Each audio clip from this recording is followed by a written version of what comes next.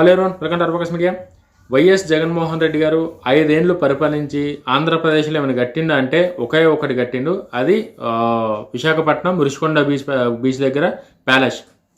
Rushikonda palace మాత్రమే జగన్మోహన్ రెడ్డి గారు కట్టిరు. 5 సంవత్సరాల్లో ఏం కట్టిరా జగన్మోహన్ రెడ్డి గారు అని రేపు పొద్దున్న చరిత్ర కనుక చూసుకుంటే రుషికొండ ప్యాలెస్ కట్టిందని చెప్పి గర్వంగా వైఎస్ఆర్ కాంగ్రెస్ పార్టీకి చెందిన నాయకులు కావచ్చు, కార్యకర్తలు కావచ్చు చెప్పుకోవచ్చు. అది ఎందుకంటే ఇది కాకుండా జగన్మోహన్ రెడ్డి గారు ఇంకేం కట్టలే. ఎక్కడ మీరు ఆంధ్రప్రదేశ్ మొత్తం జల్లెడ పెట్టి వెతికినా సరే ఏం దొరకదు.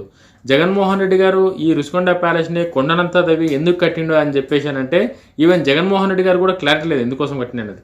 చాలామంది అంటారు భారతిరెడ్డి గారి కోసం కట్టారు, భారతిరెడ్డి గారు అక్కడ ఉండాలి, మనం అక్కడ నుంచి సముద్రం మనం ఆ ప్యాలెస్ పైన నిలబడితే సముద్రం కూడా మనకి కింద ఉండేటట్టు ఆ వ్యూ ఉండాలని చెప్పి భారతిరెడ్డి గారు చెప్పి అడిగినందుకు కట్టారని కొంతమంది, గవర్నమెంట్ కోసమే కట్టారు, గవర్నమెంట్ పనుల కోసమే కట్టారని ఇంకొంతమంది, లేకపోతే జగన్మోహన్ రెడ్డి గారు వైజాగ్ రాజధానిగా అనౌన్స్ చేశారు కాబట్టి అట్లీస్ట్ ఇటువంటి బిల్డింగ్ కడితే వైజాగ్ ప్రజలు నమ్ముతారని చెప్పేసి జగన్మోహన్ రెడ్డి గారు అట్లేమైనా అనుకొని కట్టారు అన్నది క్లారిటీ లేదు ఎవరు కూడా ఇప్పటికీ. ఈవెన్ వైఎస్ఆర్ కాంగ్రెస్ పార్టీ వాళ్ళు కూడా క్లారిటీ లేదు. 500 కోట్లు 600 కోట్లు పెట్టి ఆ బిల్డింగ్ కట్టారు, అది ప్యాలెస్ అయితే కట్టారు.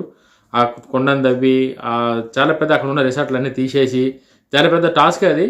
బట్ ఎందుకు కట్టారు అన్నది ఎవరికీ కారణం తెలియదు. ఆ 500 కోట్లు 600 కోట్లు ఏవైతే ఉన్నాయో ప్రజాధనం అంతా వృధా. ఒకవేళ జగన్మోహన్ రెడ్డి గారు మళ్ళీ గెలిచినా సరే కూడా అది అట్లనే ఉంటుండే తప్ప దానివల్ల పెద్ద ఉపయోగం అయితే ఉండకపోతుండే. అంతే. అంటే దానిలో చాలామంది కట్టిన కొత్తలోనైతే చాలా పుకార్లు కూడా వచ్చినాయి. దానిలో మొత్తం బాత్ టబ్ అంతా గోల్డ్తోనే తయారు చేశారు. ఈవెన్ WSA కమౌండ్ కూడా గోల్డ్తోనే ఉంటుంది, వాష్ బేసిన్ కూడా గోల్డ్తోనే ఉంటుంది అని చెప్పేసి చాలా లగ్జరీగా ఎక్కడ లేని అన్నీ ఇక్కడ ఉన్నాయి అన్నక్కడికి అందుకే ఇన్ని 500 కోట్లు 600 కోట్లు ఖర్చు అయిందని చెప్పి చాలా పుకార్లు అయితే వచ్చినాయి. నిన్న డిప్యూటీ సీఎం పవన్ కళ్యాణ్ గారు మాత్రం నిన్న పర్యటనకి వెళ్ళారు. ఆ ప్యాలెస్ ఎట్లుంది, దాని కండిషన్ ఎట్లుంది అని చూడడానికి. పవన్ కళ్యాణ్ గారు పోయేటకల్లా చాలా రూమ్స్లలో సీలింగ్ అంతా వలిగిపోయి వాటర్ లీకేజ్ అయ్యి చాలా దయనీయమైన పరిస్థితులు అయితే ఉంది. 600 కోట్లతో కట్టిన ప్యాలెస్ ఎట్లుండాలి అది? అంటే మెయింటైన్ చేసినా చేయకుండా ఓపెన్ కూడా చేయలేరు ఇప్పటి వరకు. దాన్ని ఎవరు వాడతలేరు. అట్లీస్ట్ కట్టినట్టు ఉండాలి కదా 600 కోట్లతో అన్నప్పుడు. మొత్తం ఎక్కడి నుంచో పైన సీలింగ్ నుంచి వాటర్ లీక్ అవుతుంది. ఆ సీలింగ్ నుంచి వాటర్ లీక్ అయ్యి సీలింగ్ అంతా కింద పడి ఆ కూర్చుంటూ నెత్తి మీద పడుతుండే. ఆ సీలింగ్ టైల్స్ ఏవైతే ఫాల్ సీలింగ్ టైల్స్ ఉన్నాయో మొత్తం వాటర్ లీక్ అయ్యి కింద పడిపోతున్నాయి. చాలా రూమ్స్లో ఉంది, ఒక దగ్గర కాదు 3-4 రూమ్స్లో అదే కండిషన్ ఉంది. ఒక్కసారి పవన్ కళ్యాణ్ గారు అక్కడికి వెళ్ళి చూస్తున్న వీడియో క్లిప్ యాడ్ చేస్తున్నా, ఒక్కసారి మీరు క్లిప్ చూడండి. ఆ ప్యాలెస్ కండిషన్ ఏందో ఆంధ్రప్రదేశ్ ప్రజలకి చాలా క్లియర్గా అర్థమవుతుంది.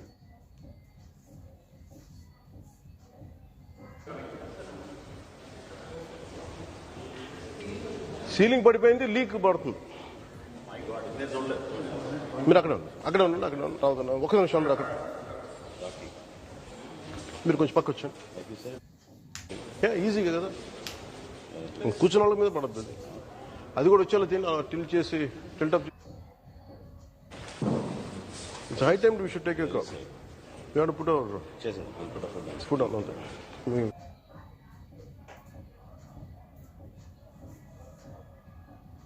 చూసిరు కదా పవన్ కళ్యాణ్ గారు ఎట్లా ఎక్స్ప్లెయిన్ చేస్తారో నాదెండ్ల మనోహర్ గారికి. అది పరిస్థితి. రుషికొండ ప్యాలెస్ పరిస్థితి ఏంది అని చెప్పేసానంటే అది పరిస్థితి. దాన్ని ఏం చేయాలనో ఎట్లా చేయాలనో గవర్నమెంట్ కూడా అర్థమవుతలేదు. ఒకవేళ గవర్నమెంట్ దాన్ని ఏమైనా చేద్దామో అని చెప్పేసానంటే అన్ని 100 కోట్లు పెట్టి ఖర్చు పెట్టారు కాబట్టి ఆ అన్ని 100 కోట్లు రికవరీ చేసేటన్నా దాన్ని చేయాలి. దాన్ని ఇప్పుడు ఒక ప్రైవేట్ కంపెనీ ఏదైనా రిసార్ట్ కానీ ఏదన్నా ఒక ఇన్వెస్ట్మెంట్ చేస్తే దానికి ఇన్కమ్ ఎట్లా రాబడి ఎట్లా వస్తుంది, దాన్ని ఎట్లా డబుల్ ఇన్కమ్ చేయాలి, ఎట్లా లాభాలు పొందాలని ఎట్లయితే ఆలోచిస్తుందో అట్లా ఆలోచించి మాత్రమే దాన్ని స్టార్ట్ చేయగలమని చెప్పేసి పవన్ కళ్యాణ్ గారు కూడా అన్నారు. నిజంగా పవన్ కళ్యాణ్ గారు చెప్పింది ఆలోచిస్తే అది కరెక్టే. 500 కోట్లు పెట్టి కట్టిరని చెప్పేసి అంటే ఆ డబ్బును ఎట్లా రికవరీ చేయాలన్న ఆలోచన ఉంటేనే దాన్ని ఓపెన్ చేయాలి. లేకపోతే ఓపెన్ చేసినా సరే కూడా పెద్ద ఉపయోగం ఏముండదు. అంతేగాక దానికి నెలకి 15 లక్షలు ఏమో కరెంట్ బిల్లు కడుతున్నట్టు మొత్తం దానికి. ఎవరు ఉండకున్నా సరే కూడా ఎవరు లేకున్నా సరే కూడా అది కట్టిరు కాబట్టి నెలకి 15 లక్షలు కరెంటు బిల్లు కూడా కడుతురంట దానికి. అంటే అర్థం చేసుకోండి ప్రజాధనం ఎంత దుర్వినియోగమైందో వైఎస్ఆర్ కాంగ్రెస్ పార్టీలో. కట్టింది ప్రజలకు ఉపయోగపడుతుందంటే ఓకే, ఎవరికి ప్రాబ్లం లేదు. ప్రజల కోసం కట్టిందని చెప్పి ఒక పేరు అని ఉంటుంది. దేనికి కట్టినో కూడా తెలియకపోతే దేనికి అది 600 కోట్లు ఖర్చు పెట్టి నెలకు 10 లక్షలు 15 లక్షలు కరెంటు బిల్లులు కట్టి ఏంది ఇంతగానం? అది సంవత్సరానికి పోతే కోట్లలో పోతుంది అది కరెంటు బిల్. అది అంత అన్ని ఎక్విప్మెంట్స్, అంత పెద్ద రూమ్స్, జనరేటర్లు దేనికి కట్టిరో కనీసం జగన్మోహన్ రెడ్డి గారన్నా వైఎస్ఆర్ కాంగ్రెస్ పార్టీకి చెందిన వాళ్ళైనా సరే కూడా ఈ పర్పస్ మీద కట్టినాము, కుటుంబ ప్రభుత్వం దాన్ని ఆ పర్పస్కి వాడతలేదని చెప్తే వాళ్ళని ఆలోచిస్తారు కదా మీ పర్పస్ ఏందన్నది. కట్టిందే ఒక బిల్డింగ్ 5 సంవత్సరాల, ఆ బిల్డింగ్ ఎన్ని కట్టిరో దానికి ఒక తలాతోక లేదు. ఇప్పుడేమో మొత్తం లీకేజ్ కింద పడిపోతున్నాయి. జగన్మోహన్ రెడ్డి గారు 2014లో ఓడిపోయిన తర్వాత చంద్రబాబు నాయుడు గారు సచివాలయం కడితే సచివాలయంలో కావాలని చెప్పి బకెట్తో నీళ్లు పంపించుకొని నా క్యాబిన్లో నీళ్లు వస్తున్నాయి చంద్రబాబు నాయుడు కట్టిన సచివాలయం చెప్పి అబద్ధాలు ప్రచారం చేశారు జగన్మోహన్ రెడ్డి గారు. మరి అదే సచివాలయంలో జగన్మోహన్ రెడ్డి గారు మొన్నటి వరకు ఉన్నారు, అప్పుడు ఏ లీకేజ్ కాలే. మరి రాజకీయాలు చేయాలి కానీ మరీ ఇంత డైవర్షన్ రాజకీయాలు, ఇంత దిగజార రాజకీయాలు చేస్తే ఖచ్చితంగా ప్రజలు ఇట్లా 11 సీట్లు ఇచ్చినట్టే బుద్ధి చెప్తారు. ప్రజలకి ఎవరి మీద ప్రత్యేకంగా పర్సనల్గా కోపం ఏ రాజకీయ నాయకుడి పైన ఉండదు. ప్రజల మైండ్ సెట్ ఒకటే, ప్రజల ఆవేదన ఒకటే. ప్రజలకు ఎవరైతే ఉపయోగపడతారో ప్రజలు వాళ్ళనే నమ్ముతారు. మనెమ్మడి వచ్చిరానో మనెమ్మడి తిరిగారనో మనకే ఓటేస్తారనుకోవడం రాజకీయ నాయకులు ఆ ఆలోచనలకైనా బయటికి రావాలి. అది ఏ తెలంగాణ కానీ ఆంధ్ర కానీ ఏ పార్టీ నాయకులు అన్నా సరే కూడా మన ఎమ్మడు ఉన్నారంటే మనకు ఓటేస్తారని కాదు. వాళ్ళు మన ఎమ్మడు ఉన్నారంటే మన ఎమ్మడు ఉన్నారు అంతే. వాళ్ళు ఓటేసేటప్పుడు వాళ్ళ కుటుంబానికి వాళ్ళకి ఎవరికైతే మేలు జరుగుతుందో వాళ్ళకి మాత్రమే ఓటేస్తారు వాళ్ళు. అట్లా కాకుండా జగన్మోహన్ రెడ్డి గారు అందరూ నేను అందరికీ అమ్మఒడి ఇచ్చిన అందరూ నాకే ఓట్లు వేస్తారు, నేను పెట్టిన సిద్ధం సభలు అందరికీ వచ్చినంటే సిద్ధం సభలకు వచ్చింది ఎంతమందో, ఆ గ్రాఫిక్స్లో సెట్ చేసింది ఎంతమందో, ఆ వైరల్ అయిన సంగతి అంతా మనకు తెలుసు. ఇప్పుడు జగన్మోహన్ రెడ్డి గారు కట్టిన ఈ ప్యాలెస్ దేనికి పనికి రాకుండా పోతుంది.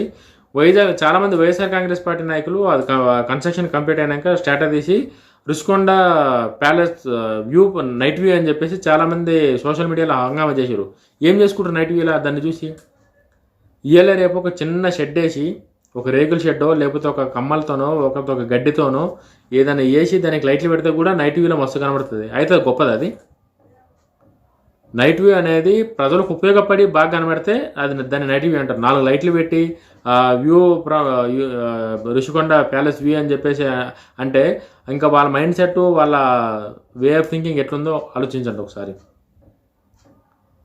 ఇప్పుడు హైదరాబాద్ ఐటీ సిటీకి వచ్చి నైట్ వ్యూ అని పెడితే దానికి అర్థం ఉంది. దానికి అక్కడ ఉన్న 5 స్టార్ హోటల్స్ కావచ్చు, అక్కడ ఉన్న ఐటీ కంపెనీలు కావచ్చు, ఆ ఒక పర్పస్తో కట్టారు కాబట్టి దానికి నైట్ వ్యూ ఉన్నా దానికి ఒక రెస్పెక్ట్, దానికి ఒక గౌరవం, దాని దగ్గర ఫోటోలు తీసుకున్నా సరే ఒక విలువ అనేది ఉంటుంది.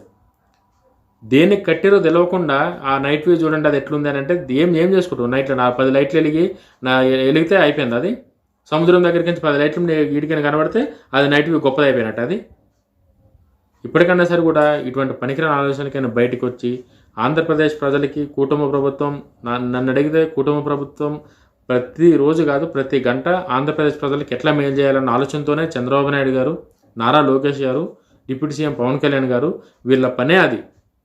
ప్రజలకి ఎట్లా మంచి చేయాలి. ఈరోజు పవన్ కళ్యాణ్ గారు ఈ పని చేసిరు, నారా లోకేష్ గారు ఇంకో పని చేసిరు, చంద్రబాబు నాయుడు గారు ఏమో బస్సులు ఓపెన్ చేసిరు. అంటే ఒక టీము ప్రజలకు పనిచేయాలని ఒక కసి పట్టుదల ఉంటేనే ఇటువంటి అవుట్పుట్స్, ఇటువంటి ఐడియాలు వస్తాయి.